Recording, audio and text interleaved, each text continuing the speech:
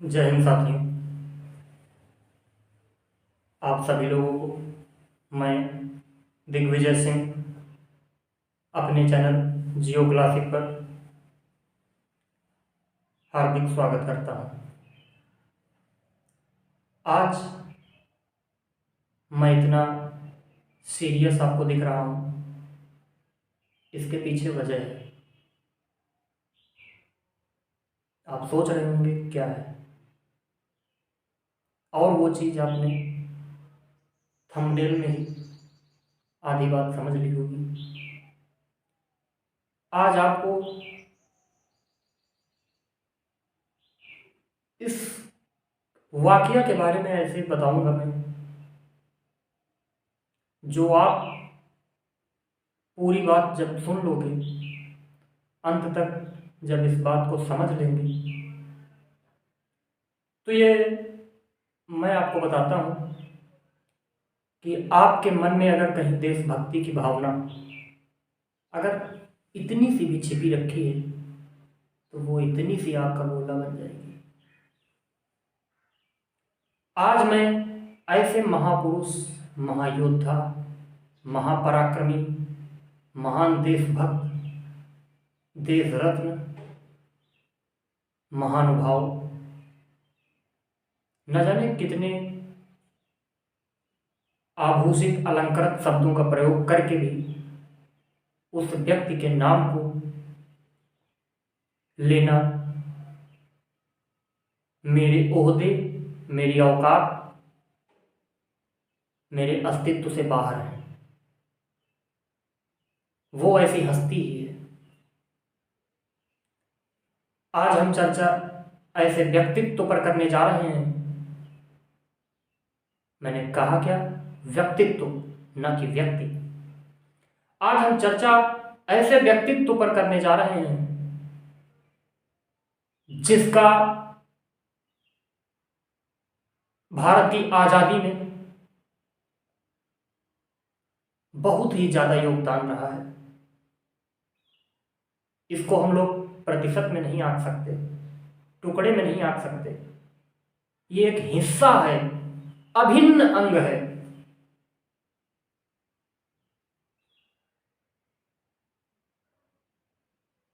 जिनके द्वारा दी गई, आज हम लोग कह सकते हैं, स्वतंत्र सांसें, स्वतंत्र जलवायु, स्वतंत्र लोकतंत्र, गणराज्य संघ में आज हम लोग बैठ करके स्वतंत्र रूप से हर काम कर पाते हैं। इस स्वतंत्रता को दिलाने के लिए, इस आजादी को दिलाने के लिए आज मैं दिग्विजय सिंह आपको असली आजाद की कथा सुनाने जा रहा हूं। इस कथा को आप लोग ध्यानपूर्वक और अपना मन यहीं पर रख करके सुनिएगा। अगर आपके अंदर कोई अन्य विचार उठ रहे हो अभी, तो इस कथा को मत सुनिए, बाद में सुनिए। जिनका नाम मैं अपने मुखार बिंदु से सादर सर्वप्रथम प्रणाम करता हूं, उनको हाथों से सादर शीश नमन ऐसे महानुभाव को, जिनका नाम आप सभी लोग जानते हैं, चंद्रशेखर आजाद जी। इनकी आज हम पूरी कथा का विस्तृत वर्णन करने जा रहे हैं, क्योंकि आज ही के दिन 27 फरवरी 1931 को ऐसे महान पुरुष ने हमें अनाथ छोड़कर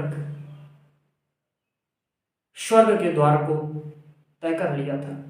उस रास्ते पर चल दिए थे, हम लोगों को छोड़ करके, हम लोगों को आजादी का एक मार्ग दिखा करके, आजादी का एक हिस्सा दे करके चले गए थे। आज उन्हीं को सादर प्रणाम करते हैं और उनकी कथा पर हम लोग चर्चा आरंभ करते हैं। बात करते हैं सर्वप्रथम आजाद जी की। इनके जन्म से ही आरंभ करते हैं। तो आप सभी लोगों को मैं बता दूं, ऐसी महान विभूति ने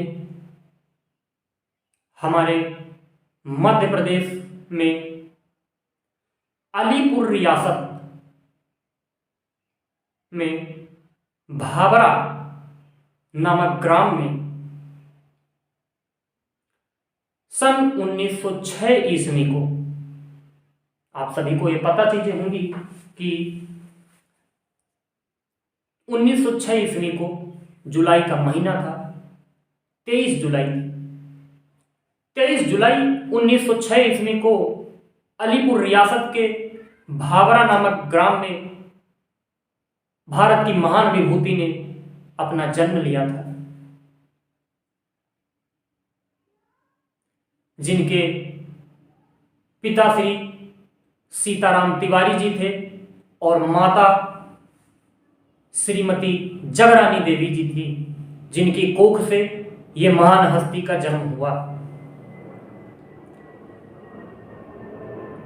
अगर इनके पूर्वजों की हम चर्चा करें तो ये स्थायी मध्य प्रदेश के ही नहीं थे।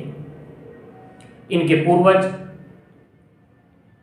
उत्तर प्रदेश पे उन्नाव जिले में रहा करते थे, बैसवाड़ा नामक क्षेत्र में, जिसको भाबरा भी कहा जाता है। भाबरा में उस समय बैसवाड़ा क्षेत्र में अकाल पड़ा हुआ था, जब ये रियासत अपनी छोड़कर, जब यहाँ पर मतलब अपना जहाँ रहते थे उन्नाव में, बैसवाड़ा डिस्ट्रिक्ट छोड़ करके चले गए और अलीपुर रियासत में नौकरी करने लगे। कौन? इनके पिता श्री सीताराम तिवारी जी। जगरानी देवी पंडित सीताराम तिवारी जी की तीसरी पत्नी थी। इससे पहले की जो दो पत्नियां थी इनकी, वो अपनी युवावस्था में ही मृत्यु की प्राप्ति कर चुकी थी।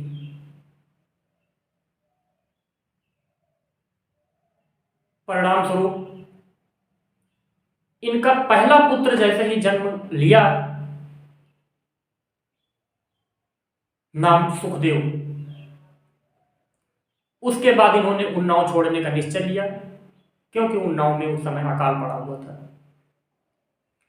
उन्नाव छोड़ने का निश्चय लिया और ये उन्नाव छोड़ करके अलीराजपुर रियासत में चले गए। उस समय वो अलीराजपुर रियासत कोई बहुत अच्छी जगह नहीं थी, लेकिन मजबूरी में आदमी को जाना पड़ता है। वो भील आदिवासियों का बाहुल्य क्षेत्र था, जहां पर आजाद जी का बचपन बीतता है। हमारे आजाद जी वहां पर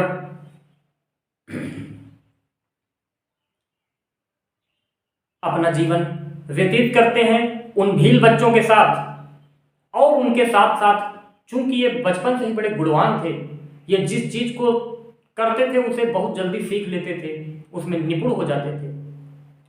चूंकि आप सभी लोग जानते हैं भीलों का तो कह लीजिए तकिया कलाम होता है धनुष बाण, अर्थात आपको ये मैंने जो जेस्चर दिया आप समझ चुके होंगे कि ये धनुष बाण की विद्या में पारंगत हो चुके थे।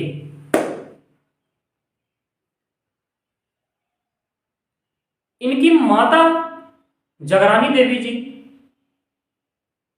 आजाद को संस्कृत विद्वान बनवाना चाहती थी।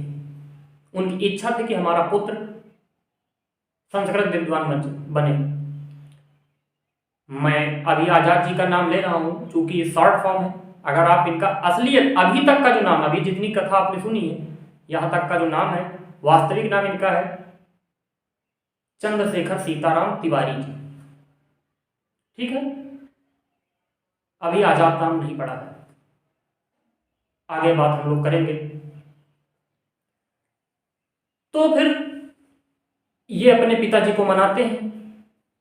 इनके पिताजी सीताराम तिवारी जी मान जाते हैं और इनको BHU यानी बनारस भेज दिया जाता है। ये आराम से BHU में पढ़ रहे होते हैं, ज्ञान की प्राप्ति कर रहे होते हैं। उसी समय 1919 ईस्वी में एक घटना हो जाती है। क्या घटना हो जाती है वो आप सभी लोगों को पता होगा, जलियांवाला बाग हत्याकांड, जिसमें हजारों की तादाद में भारतीय क्रांतिकारी, भारतीय जनता मारी गई थी जनरल ओ डायर के नरसंहार में। आपको ये सब बातें पता हैं, मैं इस पन्ने को नहीं छेड़ रहा। इस घटना के एवज में जो भारतीय क्रांतिकारियों में उबाल पैदा हुआ था, उसी के तहत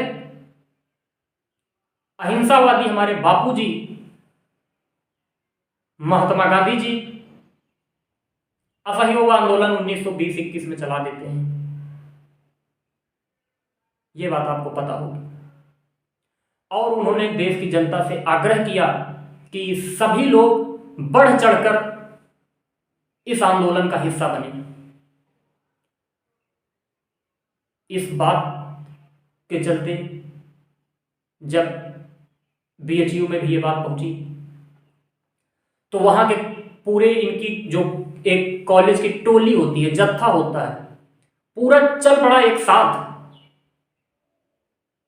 किस लिए?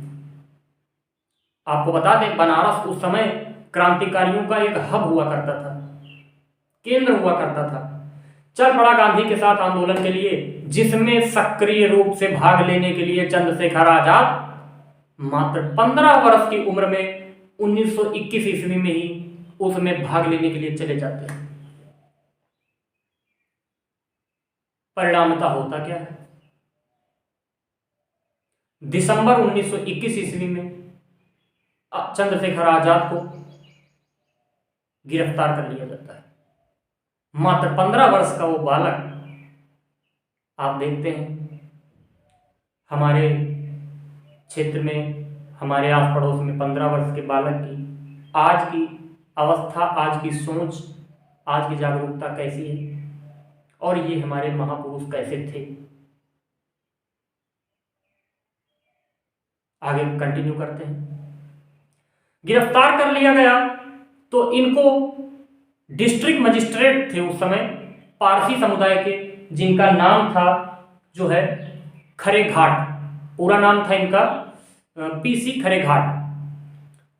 खरे घाट साहब के सामने इनको जब पेश किया गया कोर्ट में, इनसे जज साहब ने 3 सवाल पूछे, जिसका जवाब जब इन्होंने दिया, जज साहब के तोते उड़ गए। क्या जवाब था? इनसे पूछा, तुम्हारा नाम क्या है? कह रहे हैं द फ्री। द फ्री मतलब आजाद। पूछा फिर दूसरा सवाल, तुम्हारे पिता का नाम क्या है? कहा स्वतंत्रता, द फ्रीडम। जज साहब के तीछड़े उड़ गए।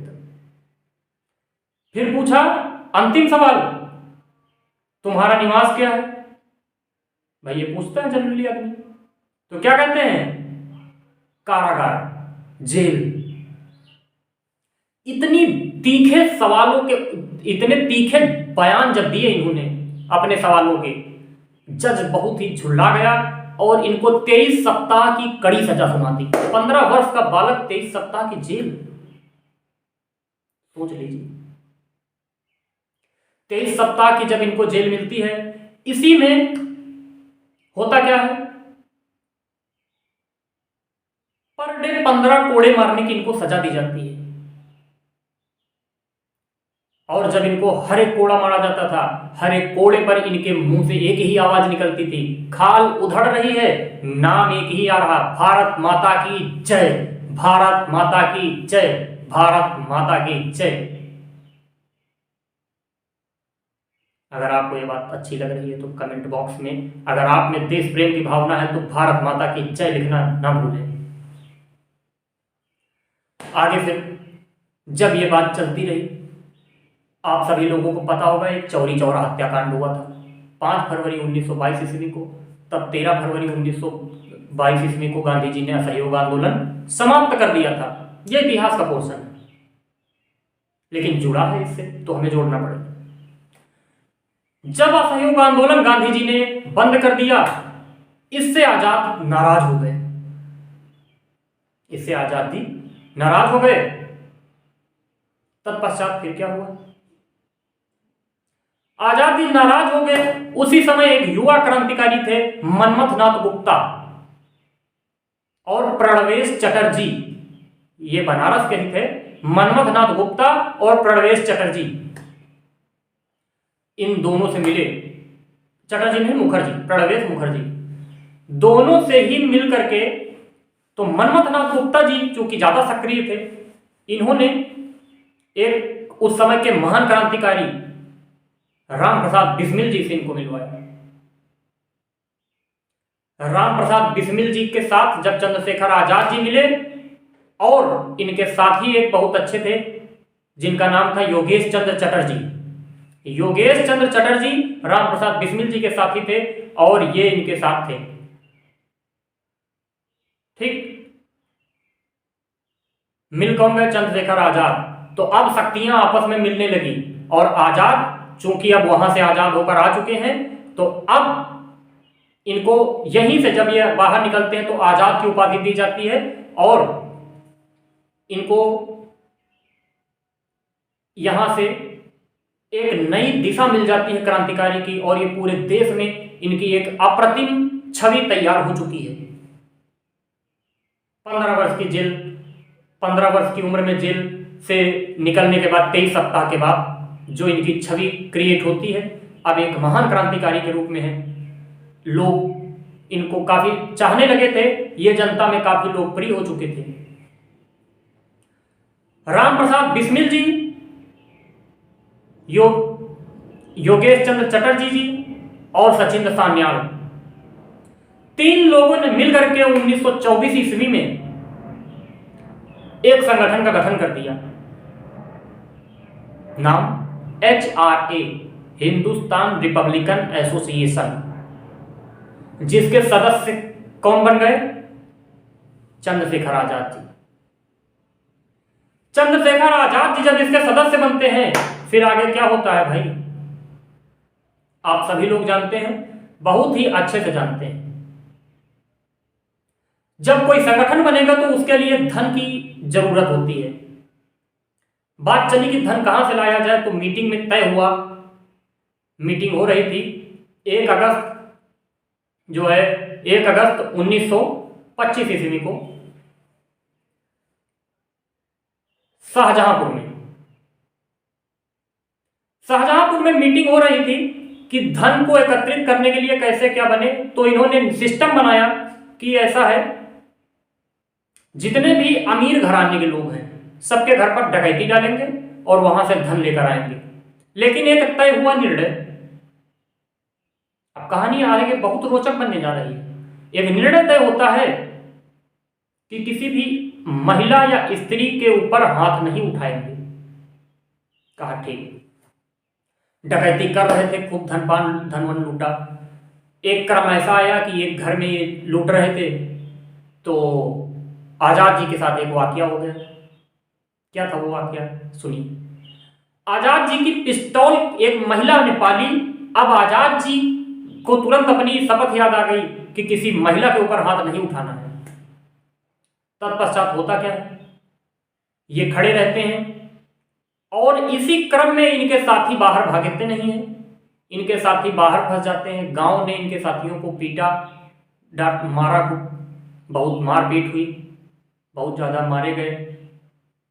यह बात जब जैसे ही राम प्रसाद बिस्मिल जी को पता चलती है, बिस्मिल जी आते हैं और उस कोठरी के अंदर आकर के उस महिला के कम से कम 15-20 थप्पड़ मारे, घसीट घसीट के थप्पड़ मारे, और आजाद को डांटते हुए चिल्लाते हुए वहां से घसीट कर लेकर गए बिस्मिल जी, और कहा कि आप ये क्या बचकाना हरकत कर रहे हैं, इससे हमारे संगठन का क्या होगा। बाद में तय हुआ कि अब जब ये चले गए तो बाद में ये तय हो गया कि अब जो है हम क्या करेंगे, गांव पर, अपने घरानों पर नहीं कोई करेंगे, गांव के लोगों पर नहीं अटैक करेंगे, देश के लोगों पर नहीं अटैक करेंगे, सिर्फ सरकारी और अंग्रेजी दफ्तरों पर अटैक करेंगे। तो वहां ठीक है। इसके लिए एक महत्वपूर्ण घटना को अंजाम देने की योजना बनने लगी। अब उस घटना की बात जब चल रही थी मीटिंग में, काकोरी कांड को लेकर, 9 अगस्त 1925 ईस्वी, तारीख आपको याद होगी, इसी दिन काकोरी कांड हुआ था। काकोरी कांड को अंजाम देने से पहले शाहजहानाबाद में जब बैठक हो रही थी, शाहजहांपुर में, तो वहां पर एक व्यक्ति था जिसने इस घटना का विरोध किया था। नाम अशफाक उल्लाह खान। अशफाक उल्लाह खान का विरोध जायज था, मगर ये क्रांतिकारी थे। इनका काम था डिसीजन एंड एग्जीक्यूट, निर्णय लेना और उस पर अमल करना। उनका कहना था कि अगर आप ऐसा करोगे तो हम ब्रिटिश प्रशासन हमारे पूरे संगठन को जड़ से उखाड़ फेंकने के लिए अपनी सारी ताकत लगा देगी, और ऐसा ही हुआ। लेकिन इन्होंने उस घटना को अंजाम दिया। 9 अगस्त 1925 ईस्वी काकोरी कांड में अटैक होता है। काकोरी कांड में पूरी ट्रेन का माल लूट लेते हैं, मालगाड़ी रुकवा करके पूरा। परिणाम स्वरूप क्या होता है? अंग्रेज प्रशासन पीछे पड़ जाता है। राम प्रसाद बिस्मिल, रोशन सिंह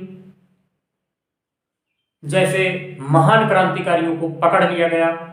ठीक है, और होता क्या है, और वहीं पे अशफाक उल्लाह खान, राम प्रसाद बिस्मिल, रोशन सिंह, ठाकुर रोशन सिंह, अशफाक उल्लाह खान, तीनों लोगों को पकड़ लिया गया और फांसी की सजा दे दी गई। इससे 2 ही दिन पहले इनको फांसी की सजा मिली थी, 19 दिसंबर 1925 ईस्वी को, इन तीनों को। और ठीक 2 दिन पहले एक और व्यक्ति थे, राजेंद्र नाथ लाहिड़ी। 17 फरवरी 1925 को, 17 दिसंबर 1925 को लाहिड़ी साहब को, और 19 दिसंबर को राम प्रसाद बिस्मिल, सुखदेव, ठाकुर रोशन सिंह को फांसी दे दी गई।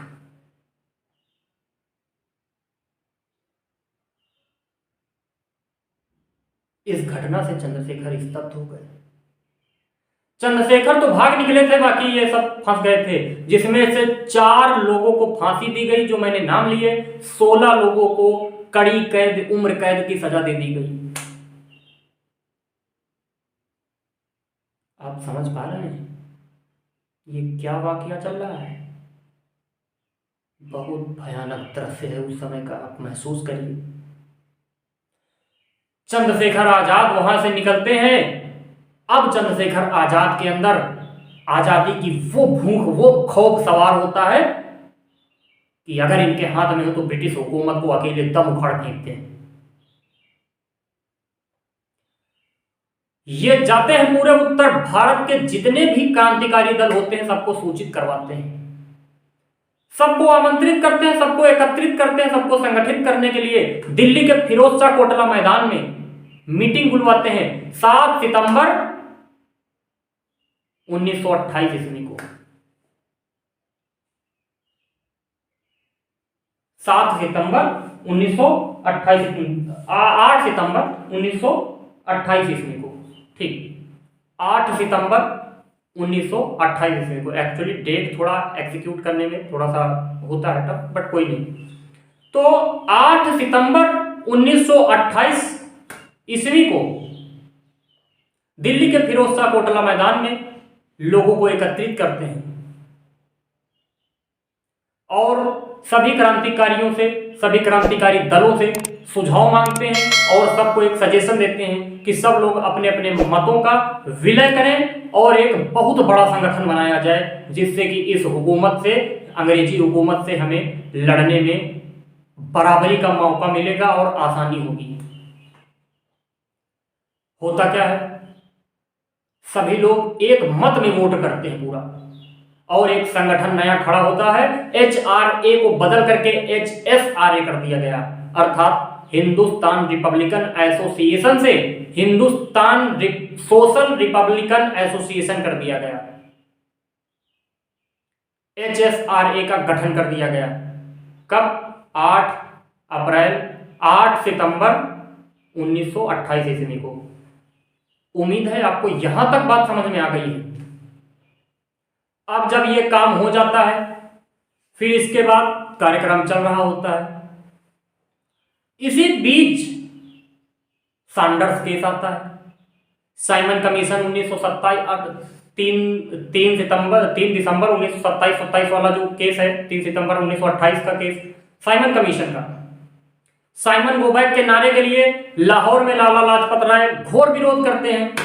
लाला लाजपत राय विरोध कर रहे हैं, अंग्रेजों ने लाला लाजपत राय को पकड़ लिया, इनको लाठियों से बहुत पीटा, पीट पीट के अधमरा कर दिया, और ज्यादा दिन नहीं चले, 10-12 दिन में लाला लाजपत राय की मृत्यु हो गई। इसका बदला लेने की खुन्नस सवार हो गई चंद्रशेखर आजाद, भगत सिंह, सुखदेव में। क्या होती है कहानी? आगे के हम लोग इतिहास पर चलते हैं और जानते हैं अब आगे क्या होगा। तो आगे वही होगा जो मैं आपको बताने जा रहा हूं। बात है 17 दिसंबर 1928 ईस्वी की। ठीक, 17 दिसंबर 1928 ईस्वी को लाहौर का वो पुलिस स्टेशन जहां पर एसपी सैंडर्स बैठा था, वो जेपी सैंडर्स। चूंकि ये तो साइमन को मारने गए थे, मगर साइमन उस समय मिला नहीं। मिला कौन? पुलिस अधीक्षक वहां पे बैठा था, सैंडर्स। पूरे थाने को चारों तरफ से घेर लेते हैं। सुखदेव, भगत सिंह, राजगुरु, चंद्रशेखर, ठीक, भगत सिंह, राजगुरु, ये सब जाते हैं। आजाद लोग पूरा चारों तरफ से घेर लेते हैं। अब ये जो जेपी सैंडर्स है, शाम का वक्त होता है, छुट्टी का समय होता है, अपने अंगरक्षक के साथ बाइक से जैसे ही निकलता है, निकलते वक्त ही ये लोग दांत तो धरके होते, जैसे निकले गोली मार देना है। सर्वप्रथम राजगुरु साहब ने गोली मार दी सैंडर्स के मत्थे पर, सीधे बीचों बीच निशाना, और सैंडर्स वहीं पर चट से गाड़ी से नीचे गिर गया। और सांसें तो चल ही रही थी, अभी सांसें चल रही थी, घुगड़ू घुगड़ू कर रहा था, बचा हुआ काम था। भगत सिंह जाते हैं, 4-6 गोलियां सीधे मारते हैं, धाए धाए धाए धाए धाए, साफ।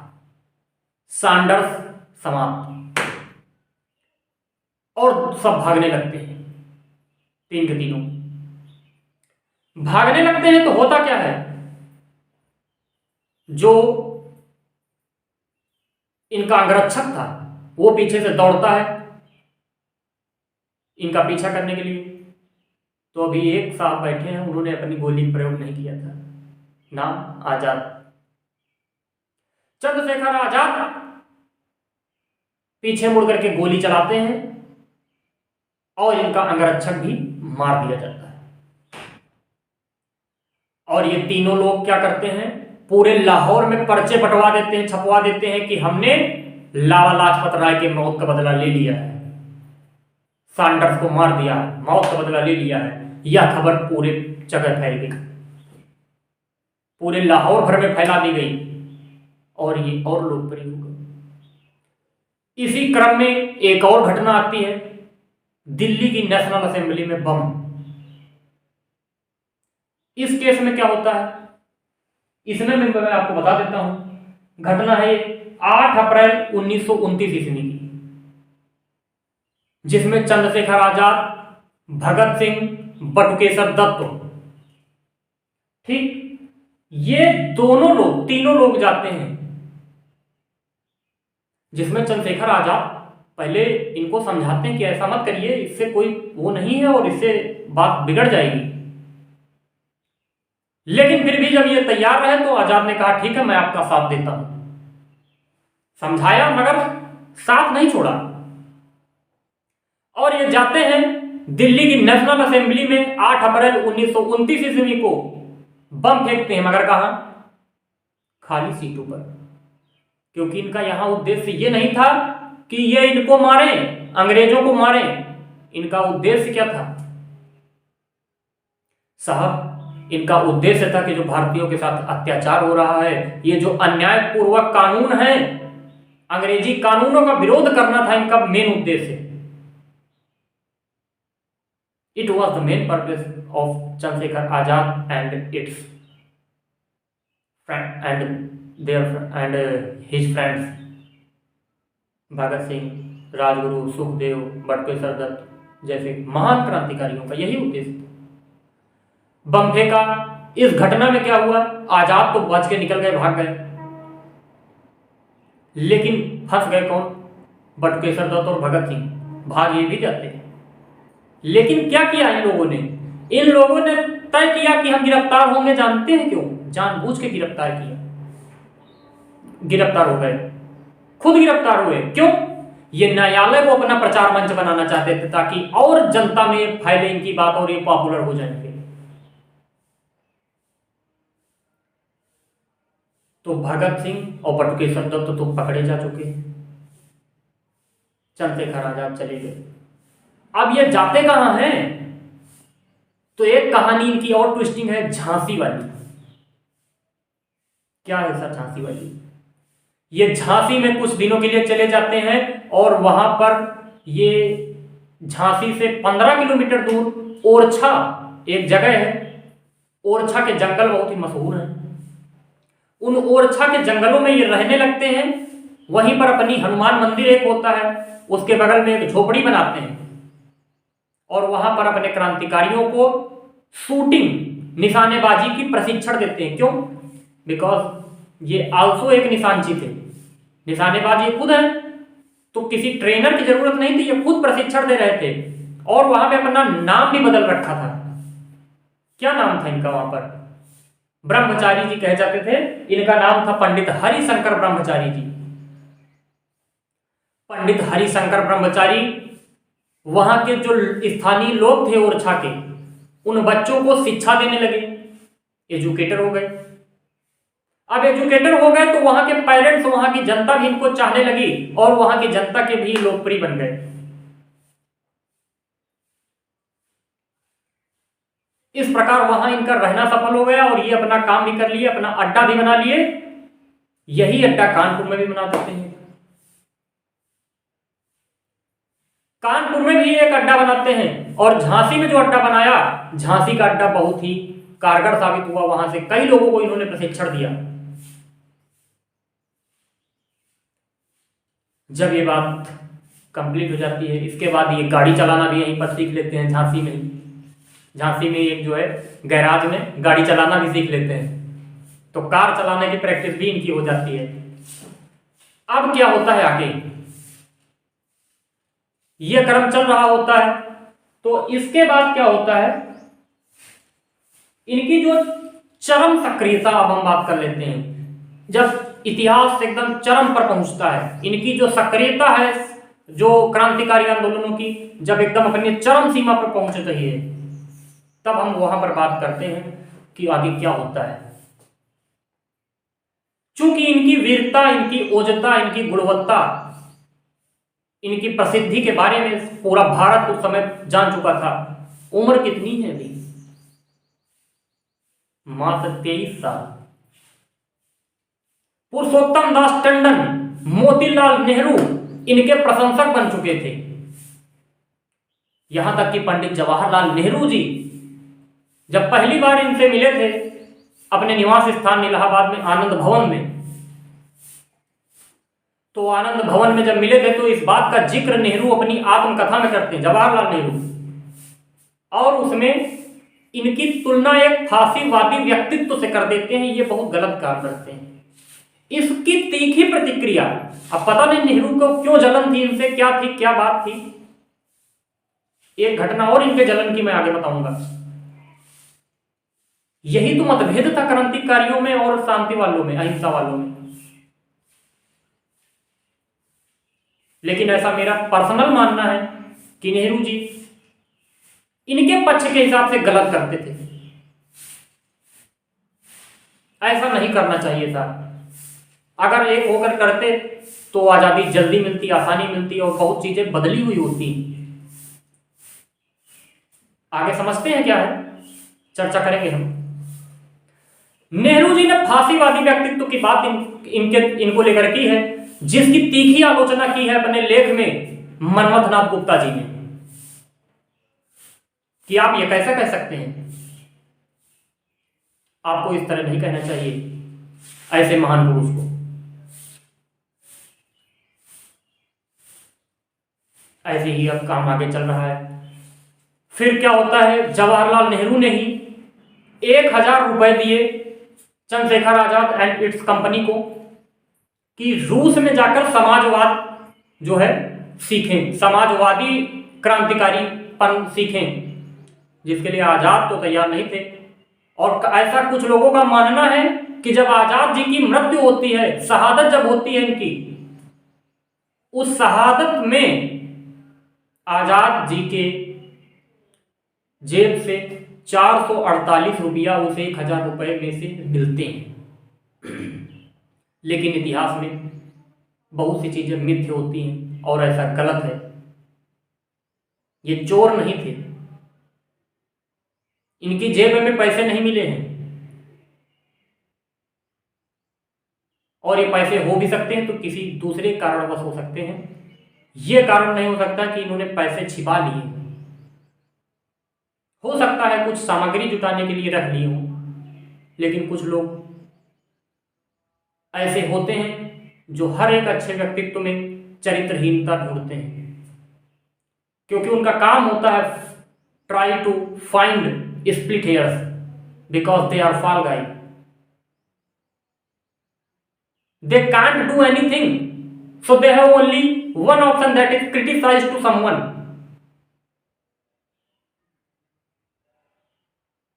This was those person. वो ये लोग होते हैं, उनके कहने से कुछ नहीं होने वाला। तो यही बात चल रही है। फिर इसके बाद तय क्या होता है कि यशपाल और एक और व्यक्ति थे जिनका नाम था, देखिए मैं आपको बताता हूं, जो है इनको भेजा जाता है, सुरेंद्र नाथ पांडे जी थे। ठीक, यशपाल और सुरेंद्र नाथ पांडे जी को 1928 ईस्वी में संभवतः रूस भेजा गया, बम बनाने की कला सीख के आए। और यशपाल जी एक धमाका भी करेंगे, सुनाएंगे हम आपको आगे। लेकिन इसका कोई खास प्रभाव नहीं पड़ सका। हुआ क्या, 1929 से लेकर 1939 का वो जो दौर था, इसमें इतने ज्यादा शहादत हो गई, इतनी ज्यादा शहादतें हो गई कि HSRA संगठन पूरा टूट चुका था, बिखर चुका था, कमजोर हो चुका था। इसमें वो तेज नहीं बचा था। बड़े बड़े लोग इसके सब अलग थलग पड़ चुके थे। कोई किस तरह से, कोई मर चुका है, कोई क्या हो चुका है, कोई क्या हो चुका है, सब कुछ खत्म हो रहा था। ऐसी ही बातें चल रही थी आगे। फिर इसके बाद की बात आती है तो 23 दिसंबर की बात है, जो है भगत सिंह का साथ देते हैं, और जिम्मेदारी जब आ जाती है और सिलसिला चलता रहता है, कमजोर हो जाती है। फिर क्या होता है, सैंडर्स केस में भगत सिंह को जब फांसी की सजा हो जाती है, भगत सिंह को छुड़ाने की पूरी कोशिश करते हैं कि भगत सिंह छूट जाए। इसके लिए उनकी फांसी की सजा कम कराने के लिए बहुत प्रयास करते हैं। कई लोगों से निवेदन करेंगे, अभी उन लोगों का मैं नाम लूंगा, लेकिन इसका कोई परिणाम नहीं निकल सका। यशपाल, जिनकी अभी हमने बात की, इन्होंने एक घटना को अंजाम दिया 1930 ईस्वी में, 29 में 23 दिसंबर 1929 ईस्वी को यशपाल ने दिल्ली में वायसराय की गाड़ी पर बम फेंक दिया। अब भैया वो बम बना के आए हैं कहीं से, तो कला है, कला का प्रयोग तो करेंगे ही। इस बात के लिए चंद्रशेखर आजाद ने इनको आगाह किया था कि ऐसा मत करिए। यशपाल जी नहीं माने और इन्होंने बम फेंक दिया। वायसराय तो बच गया, मगर उसके कर्मचारी कई वहां पर मर गए। परिणाम स्वरूप हुआ कि यशपाल पकड़े गए, फांसी की सजा हो गई।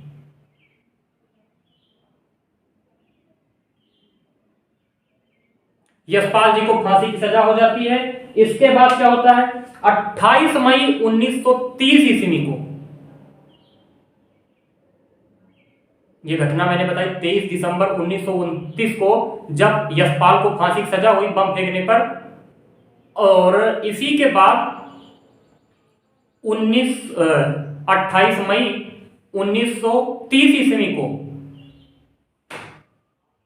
जिनका नाम था भगवती चरण वोहरा, भगवती चरण वोहरा जी जो थे, भगवती चरण वोहरा जी, इनको क्या होता है,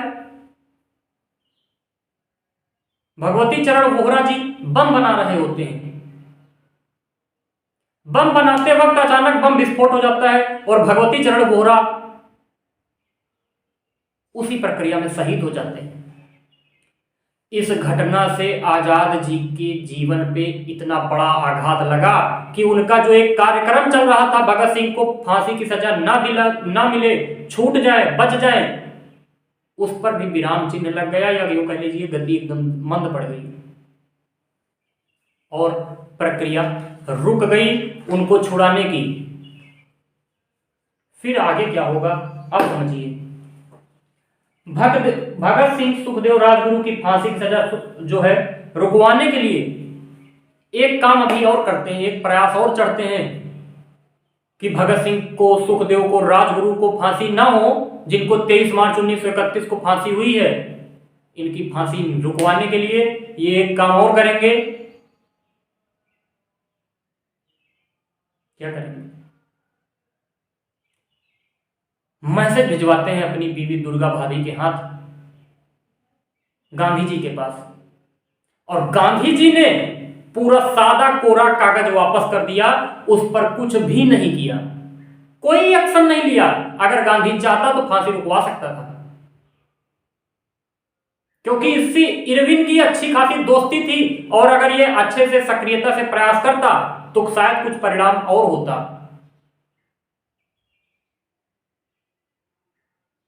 I don't know what is the best perfect reason why he did not do that, but he did it. उसने ऐसा ही किया। क्यों किया, ये इतिहास की बातें। आजाद जी की यह प्रक्रिया भी फेल हो गई। अब आजाद जी के हम लोग बलिदान की तरफ चलते हैं अंत में, ठीक है, क्योंकि कहानी तो इनकी बहुत बड़ी है।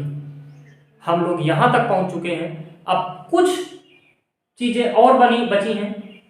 चूंकि आप सभी लोग जानते हैं HSRA, हिंदुस्तान सोशल रिपब्लिकन के सदस्य रहे भगत सिंह, सुखदेव, राजगुरु। इन तीनों ने तो अपनी सजा के लिए अपील करने से ही मना कर दिया। अब हम बलिदान अंतिम कथा की ओर चल रहे हैं, शीर्षक की तरफ, लास्ट में उपसंहार की तरफ होगा क्या। तीनों सदस्य भगत सिंह, सुखदेव, राजगुरु ने फांसी की सजा के खिलाफ अपील करने से ही मना कर दिया। समझिए, 3 व्यक्ति जो थे, बाकी जितने को फांसी की सजा हुई थी उसमें 3 व्यक्तियों ने पीवी काउंसिल लंदन में अपील की। इसके लिए एडवोकेट थे प्रिंट, नाम था जिनका, एडवोकेट प्रिंट थे। इन्होंने पीवी काउंसिल में इसकी मांग की कि बहस के लिए हमको जो है अपील की। इस अपील को वहां के जज ने खारिज कर दिया, सिरे से ही खारिज कर दिया, कोई सुनवाई नहीं अपील पे, इनकी बात काट दी गई प्रिंट साहब की। इस बात से आजाद जी नाराज हो गए, हताश हो गए, लेकिन कुछ वहां नहीं कर सकते थे। हुआ क्या, ये वापस आते हैं, हरदोई जाते हैं गणेश शंकर विद्यार्थी जी के पास। उनसे पूरी घटना बताते हैं कि साहब कुछ करिए और नहीं तो भगत सिंह, सुखदेव, राजगुरु मर जाएंगे। उन्होंने कहा अरे कुछ करा करके इनकी फांसी की सजा रुकवा दीजिए, चाहे उम्र कैद करवा दीजिए या सजा कम करवा दीजिए, अगर नहीं करवा पा रहे हैं तो सजा कम करवा दीजिए, उम्र कैद करवा दीजिए, कुछ भी करवा दीजिए, फांसी की सजा मत दिलाइए। अभी क्या उम्र है, 23 साल है, 34 साल है उम्र बच्चों की। भगत सिंह 23 साल, ऐसा मत करवाइए। तो वो पूरी बात समझते हैं, कहते हैं भैया देखो हमारी इतनी क्षमता नहीं है, तुम एक आदमी है जिसके पास जाओ तो हो सकता है कुछ उपाय हो जाए। नाम जवाहरलाल। ये दौड़े दौड़े वहां से जाते हैं, इलाहाबाद पहुंचते हैं और इनके निवास स्थान जवाहरलाल के आनंद भवन में मिलते हैं। और आनंद भवन में मिलते ही क्या होता है, पूरा पक्ष अपना रखते हैं, कहते हैं कि साहब ऐसी ऐसी बात है, इनको छुड़ाने के लिए कुछ करिए, आप गांधी पे जोर डालिए, क्योंकि वो इरविन के खासे मित्र हैं। इरविन की बात जो है, इरविन इनकी बात मानेंगे, जरूर मानेंगे। तो आप इनसे जोर डाल के कहिए गांधी जी से कि कुछ काम करें जल्दी से जल्दी। लेकिन क्या होता है, गांधी ने इस पर कोई बात नहीं की, इसका कोई असर नहीं किया, गांधी पर इस बात का कोई फर्क नहीं पड़ा और गांधी ने इस बात को जो है खारिज कर दिया। कोई एक्शन नहीं लिया विशेष, एक औपचारिकता निभा दी बस बात करके, लेकिन कोई एक्शन नहीं लिया गया। परिणाम स्वरूप ये आजाद जी अपने मित्र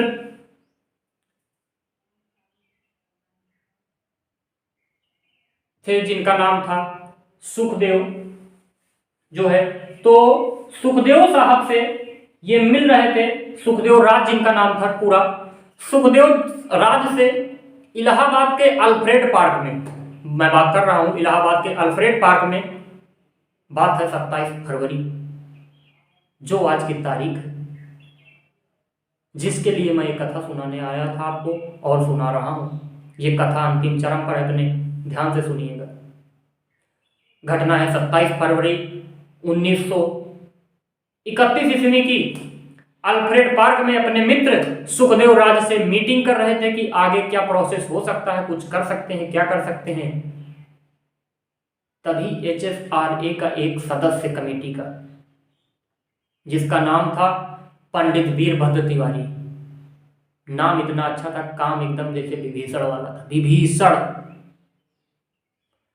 यही पंडित वीरभद्र तिवारी अंग्रेजों के मुखबरी मतलब इनकी जो है क्या बोलते हैं, आजाद जी की मुखबिरी करते हैं, अर्थात इनकी पूरी सूचना दे देते हैं कि ये कहां है, कहां गए हैं, क्या कर रहे हैं, किसको, अंग्रेजों को।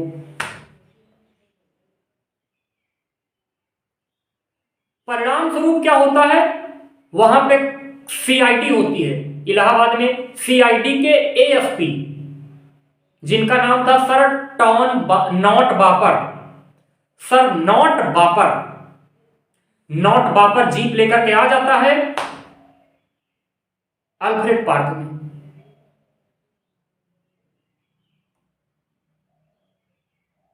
आजाद तो कोशिश करते हैं कि मैं भागूं, तब तक देखते हैं कर्नलगंज थाने की सारी फौज चली आई है, अल्फ्रेड पार्क को चारों तरफ से घेर लिया है और यह बापर घोषणा करता है कि आजाद अपने आप को हवाले कर दो, अन्यथा गोलियों से उड़ा दिए जाओगे।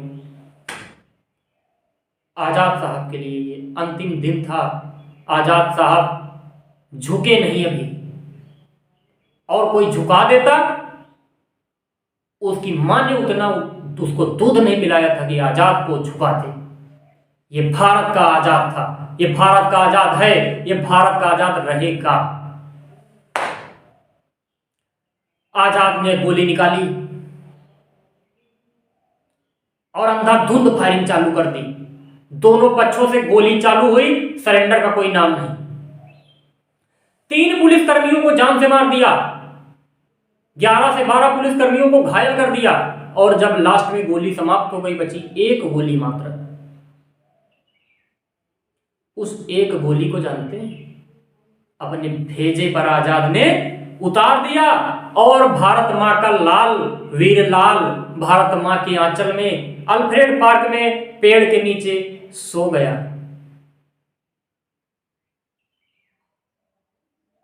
सत सत नमन हे वीर पुत्र, सत सत नमन हे सूत्रधार, सत सत नमन आपको।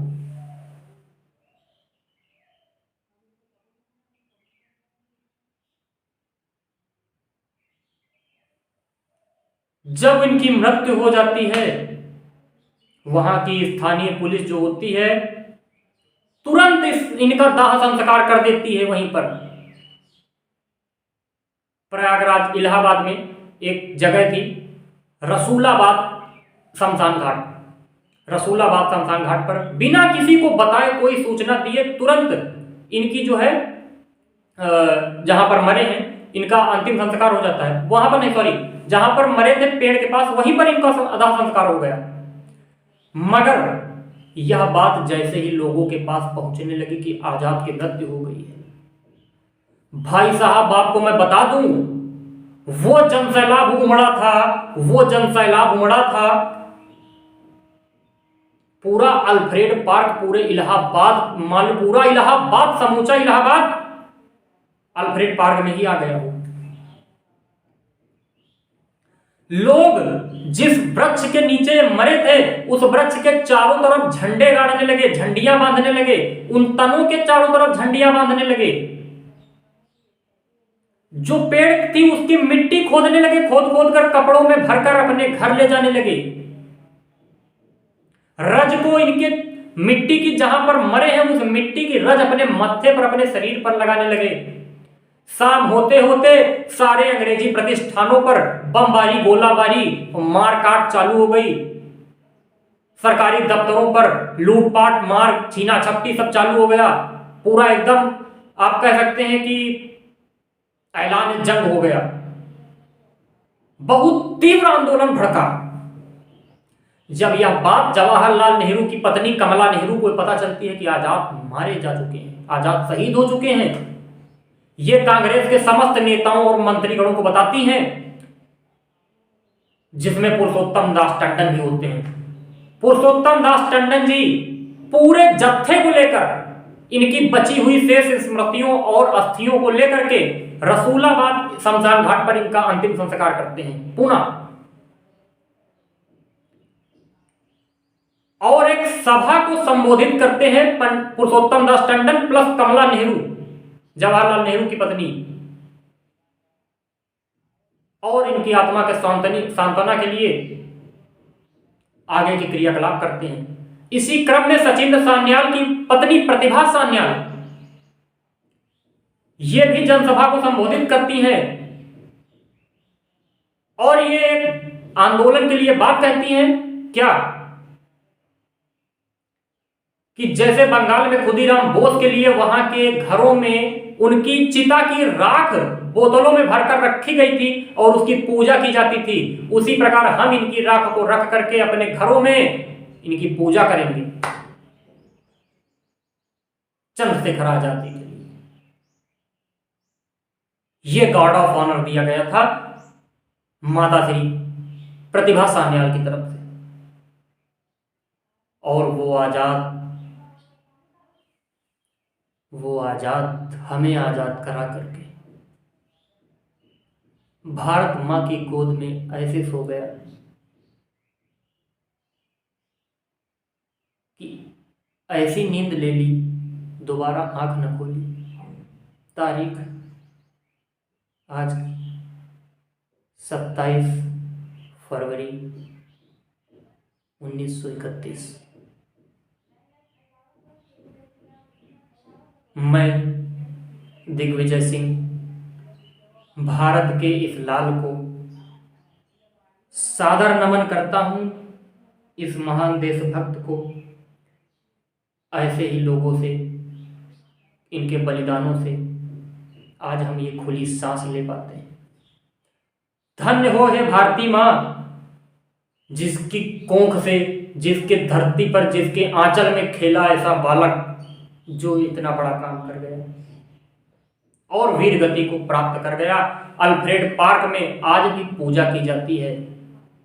चंद्रशेखर आजाद की प्रतिमा वहीं पर है। आशा करता हूं इस पूरी कहानी से, पूरे परिदृश्य से आप आजाद के जीवन चरित्र के बारे में पूरी कथा समझ चुके होंगे। ऐसे थे हमारे आजाद जी। अगर आपको ये बस अच्छा लगा है तो आप कमेंट बॉक्स में सिर्फ एक बात लिखेंगे, भारत माता की जय। अगर आप देशभक्त हैं तो आप ये लिखना मत भूलिए। आगे कुछ और भी अगर आपको लिखना है तो वो आपकी इच्छा। नमस्कार, जय हिंद। एक बार मैं बोलता हूं, भारत माता की जय, भारत माता की जय, भारत माता की जय। नमस्कार।